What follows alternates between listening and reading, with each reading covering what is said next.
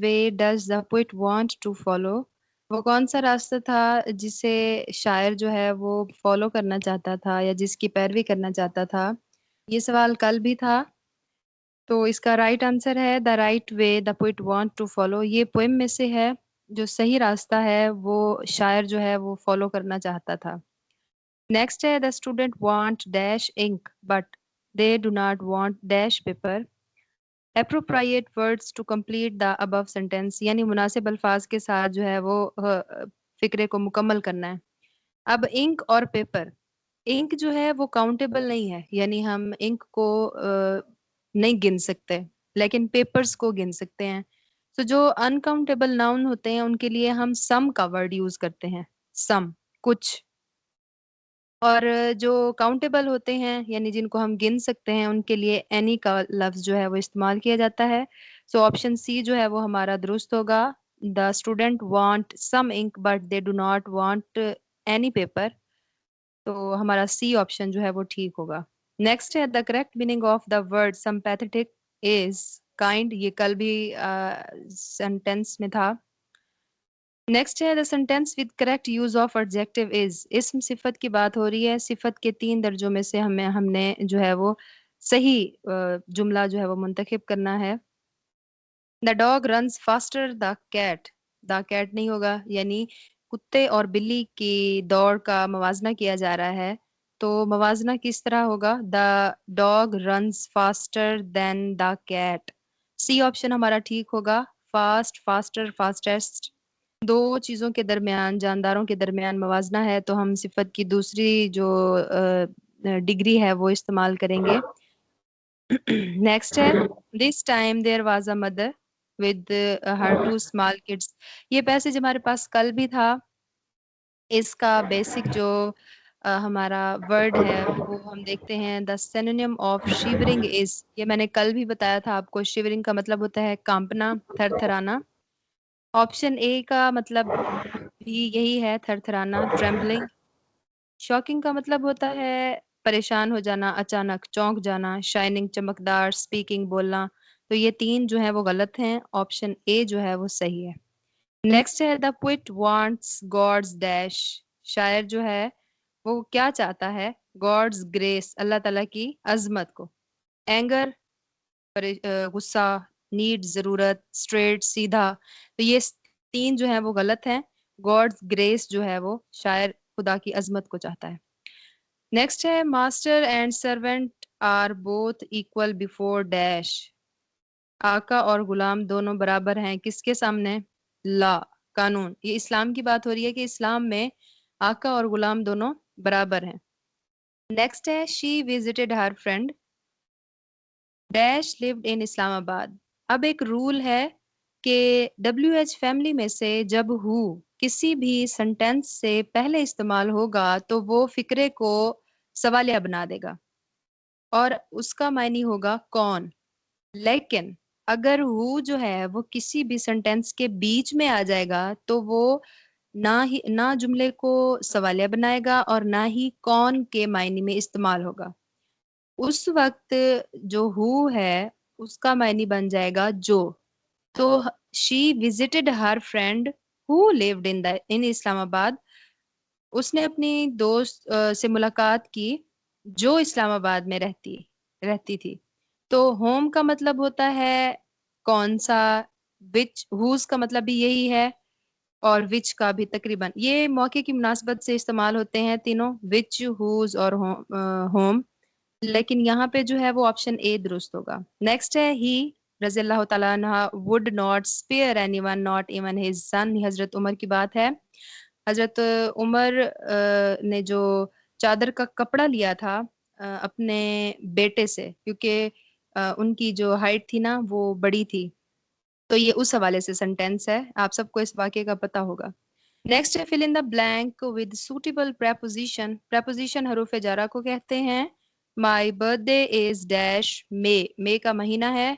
मेरा जन्मदिन है या मेरी सालगिरह जो है वो मई के महीने में होती है, इन। ऑप्शन ए जो है वो करेक्ट होगा। नेक्स्ट है lion is the king of the jungle. Metaphor is, metaphor आगे लिखा है इस्तारा या किनाया को कहते हैं। अब इस सेंटेंस में बतौर इस्तारा कौन सा लफ्ज इस्तेमाल किया गया है? तो ऑप्शन ए, बादशाह को जो है वो बतौर इस्तारा इस्तेमाल किया गया है। नेक्स्ट है, please dash me for standing in front of you. अब जब किसी भी फिक्रे में दरखास्त की जाती है तो उसमें first form of verb use होती है हमेशा, ये रूल है इंग्लिश का।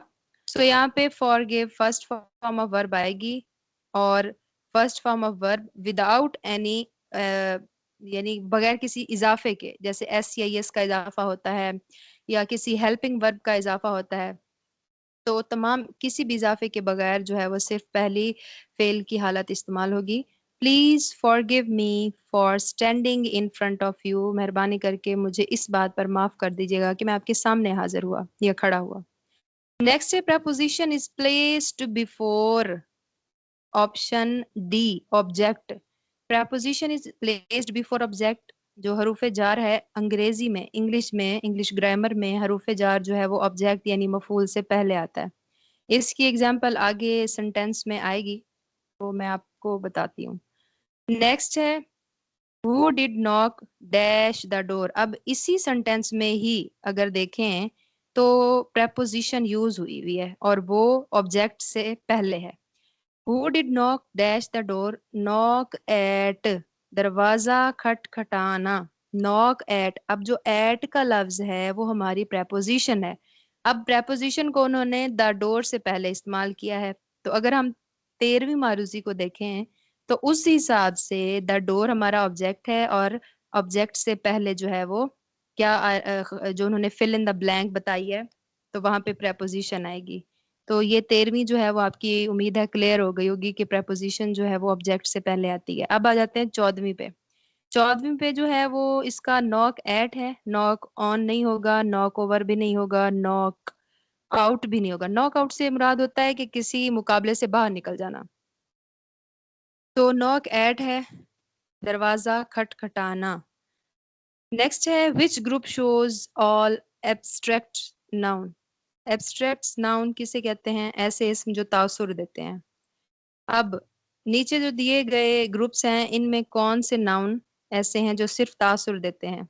अब अगर बी, सी और डी को देखें तो नेशन कौम है, कौम कोई तासुर नहीं होता।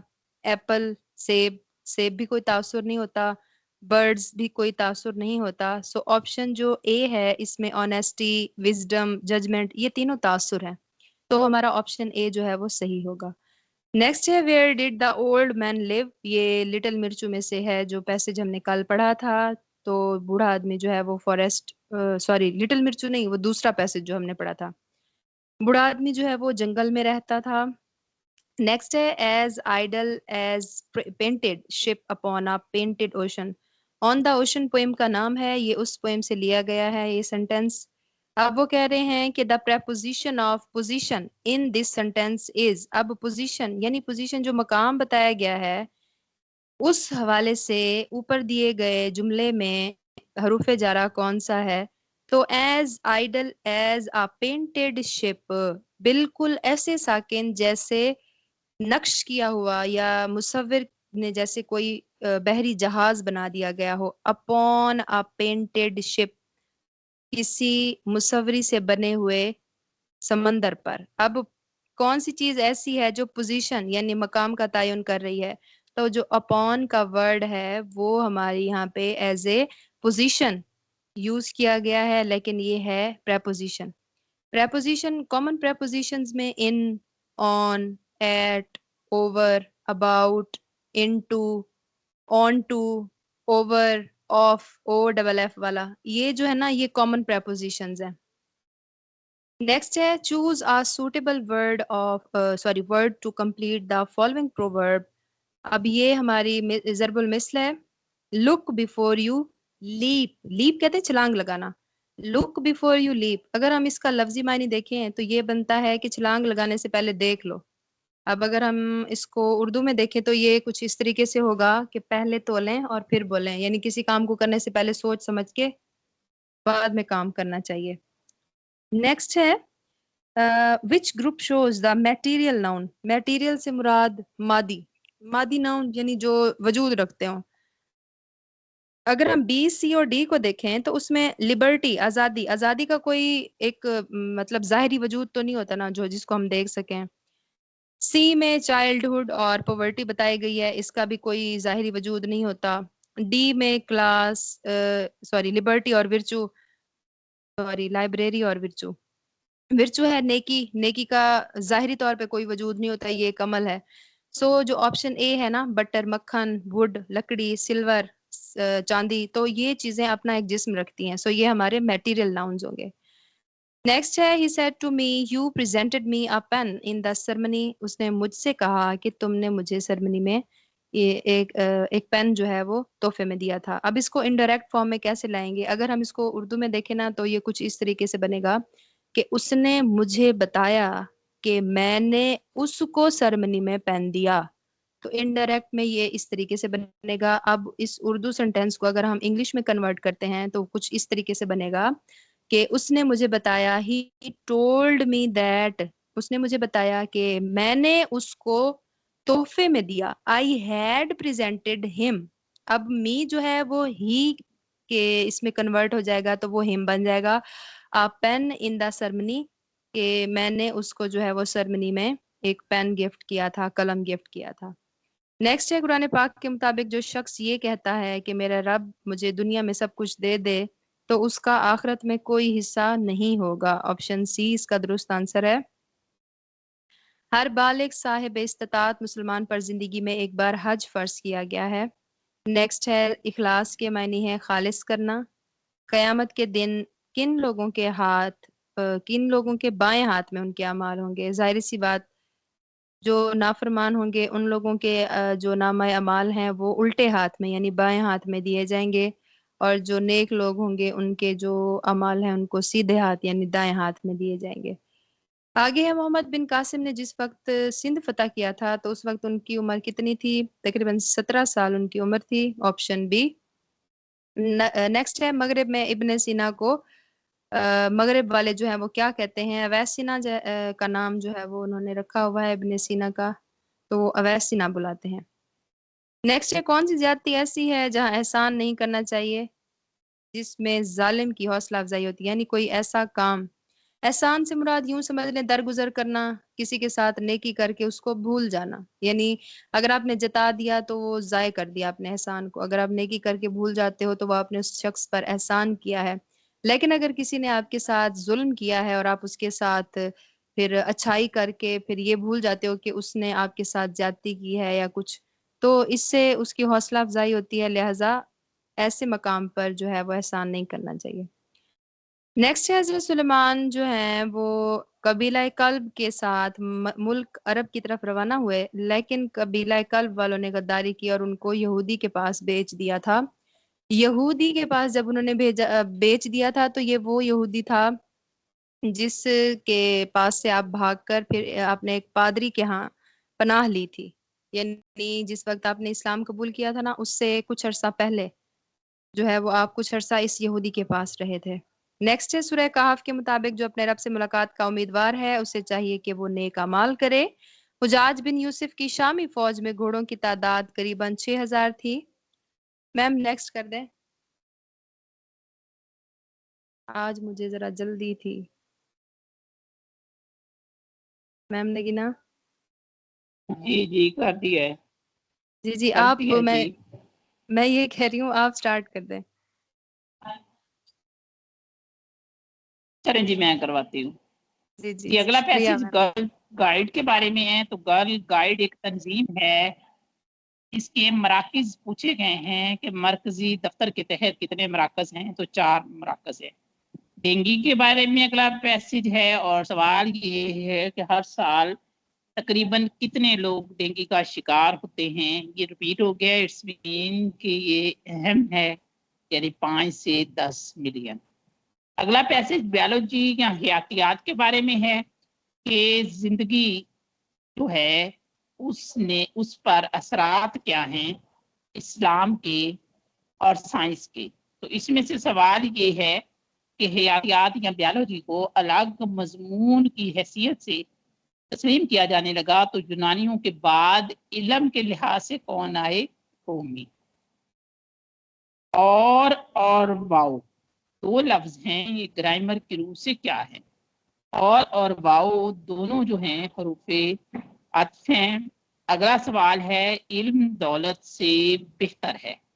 अब देखें, बेहतर है दौलत से, यानी इल्म का मुआजना किया है दौलत से, तो तफसीले बाज है, यानी नफसी नहीं है, एक जात से नहीं किया, दूसरी चीज से किया है, और सबसे भी नहीं किया, इसलिए तफसीले बाज है। अगला दरा बोलान के बारे में, जो दरा बोलान के किनारे पर वाक़या शहर है सिबी, उसके बारे में बताया गया है। और सिबी में खूबसूरत मेला लगता है जो जानवरों और घोड़ों का होता है, सकाफती मेला। उस मेले के बारे में इस पैसेज में बताया गया है। पहली बार ये मेला 1885 में हुआ था और पूरी दुनिया से और पाकिस्तान तमाम से लोग यहाँ इकट्ठे आते हैं। तो मुसाफत करके आते हैं, इसमें एक लफ्ज इस्तेमाल हुआ है। मुसाफत का मतलब होता है फासला या सफर, मुसाफत तय करना। अगला उसी सिब्बी या दरा बोलान के बारे में है कि यहाँ क्या मुनक्किद होता है, तो यहाँ सकाफती मेला मुनक्किद होता है। अगला है हिज्जे के एतबार से दुरुस्त, दुरुस्त बराए हम बड़िए हमजा बड़िए लगाते हैं हमेशा। अगर सही तलफ़ुज़ देखें तो बरा हे वाला आएगा। अगला जो है दहशतगर्दी के बारे में पैसेज है। तो इस पैसेज को पढ़ने के बाद ये पता चलता है कि हमें पुरअमन पाकिस्तान बनाना होगा, और अगर किसी मशकूक शख्स या सामान को देखें तो हमें 1717 पर इतला देनी होगी। अगला है नज़म, एक उसमें से पैसेज है जिसे मिजराब कहते हैं। किसको? नाब का जो हम काफिया है वो है मिजराब। खलियान, गले के अंबार को कहते हैं खलियान। अगला टहनी पे किसी शजर की तनहा, एक मिनट वेट कीजिएगा।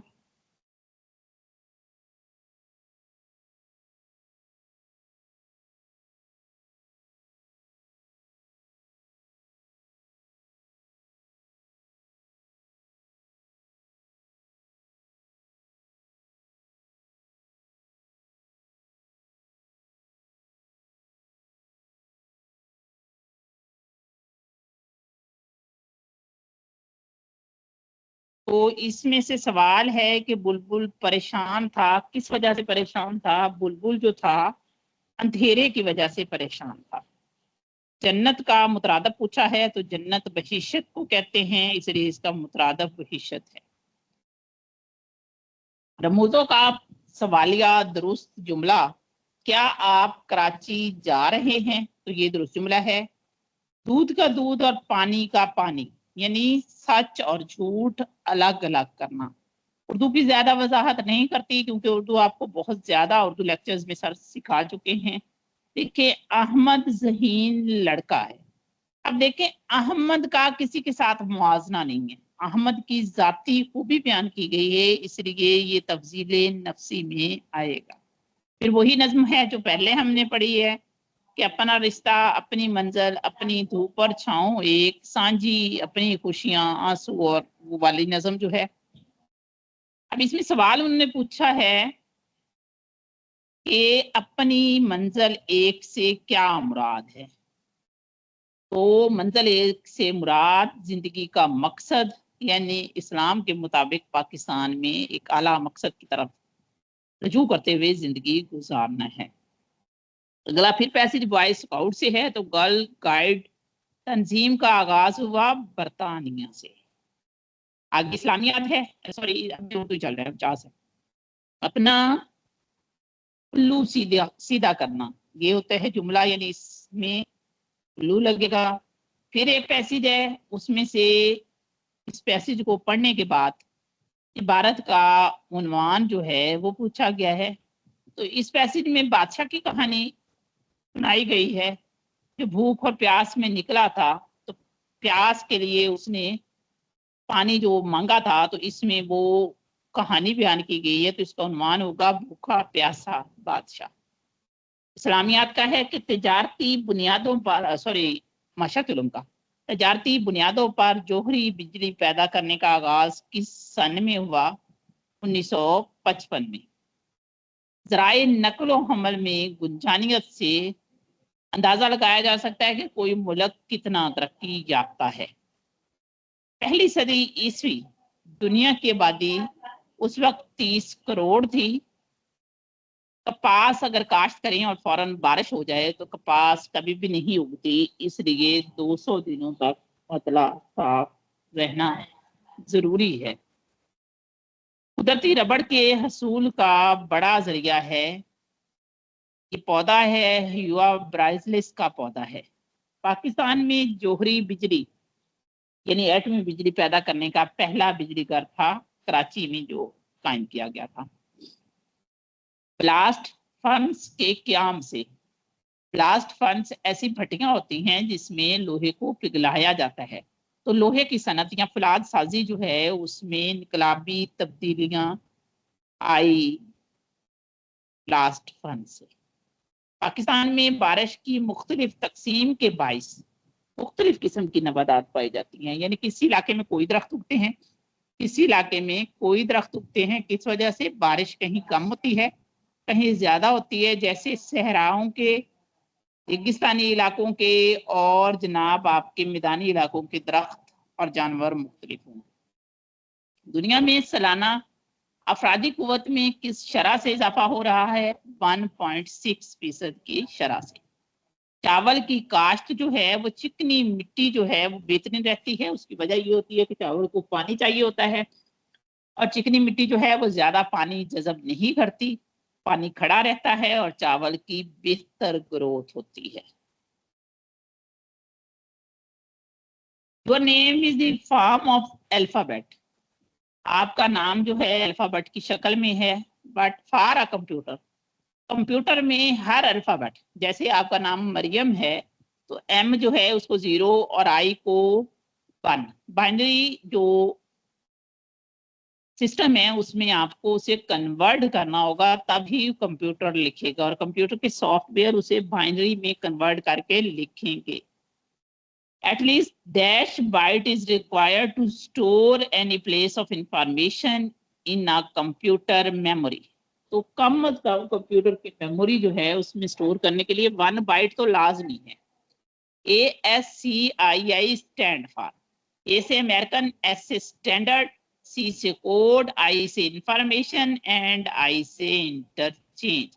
यानी America standard code for information interchange. नाम ही बता रहा है कि मालूमात के तबादले के लिए बनाए जाने वाला कोड ASCII कहलाता है। Which number system has base 10 as if uses 10 digit? अगर कंप्यूटर या मैथ में 10 डिजिट इस्तेमाल हो, 0 1 2 3 4 5 6 7 8 9, ये 10 डिजिट बनते हैं, तो ये डेसिमल सिस्टम है।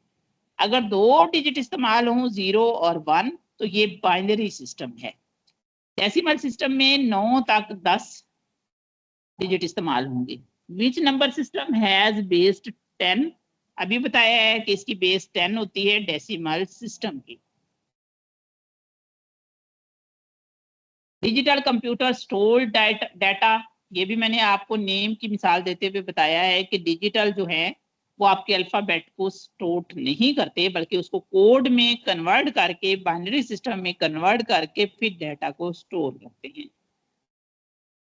इन Boolean algebra operation is denoted by, जो बुलान अलजबरा है उसे प्लस के निशान से जाहिर किया जाता है। To convert a hexadecimal number to binary, हमें कोई हेक्साडेसिमल या एक बहुत बड़ा नंबर मिला है, उसे बाइनरी में हमने कन्वर्ट करना है।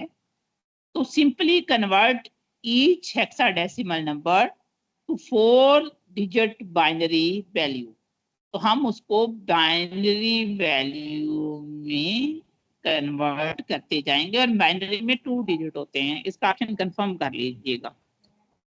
Are the characters on your keyboard has an associated code in binary? आपका जो कीबोर्ड है ना जिसपे ABC लिखी भी होती है, तो हर AB का जो लफ्ज है वो जुड़ा होता है बाइनरी से। और ये कोड अभी थोड़ी देर पहले इसके एब्रिविएशन आपको बताइए कि ASCII, इससे ये जुड़ा हुआ होता है American standard code information interchange. इसके जरिए मालूमात का तबादला होता है। टेम्परेरी मेमोरी वोलेटाइल होती है कि वो खत्म हो जाती है, और परमानेंट मेमोरी जो होती है वो नॉन वोलेटाइल होती है। आगे आपकी पेडागोजी या एजुकेशन है। Curriculum revision should be A and dash process. अब कैरिकुलम रिवीजन जो है वो कंटिन्यूअस प्रोसेस है, यानी वो जारी रहना चाहिए, वरना आपके कैरिकुलम की वो बेस नहीं रहेगी। Robert Sternberg, a famous psychologist, argued that creativity required 3 different types of intelligence। 3 किस्म की जहानत जो है वो तख्लीक को चाहिए होती है। एवोल्यूशन या तब्दीली, चाहे वो रवैये में हो चाहे किरदार में हो, वो प्रोसेस होता है कैरिकुलम डेवलपमेंट का। शुड बी मेड कंटिन्यूअसली, तब्दीली तब ही आएगी जब वो मुसलसल कोशिश की जाए पैदा करने की। The term heuristic means, heuristic mean का मतलब होता है मेंटल शॉर्टकट, यानी आपके जहन के मेंटल अप्रोचेस या मेंटल शॉर्टकट जो इस्तेमाल होते हैं डिसीजन मेकिंग में।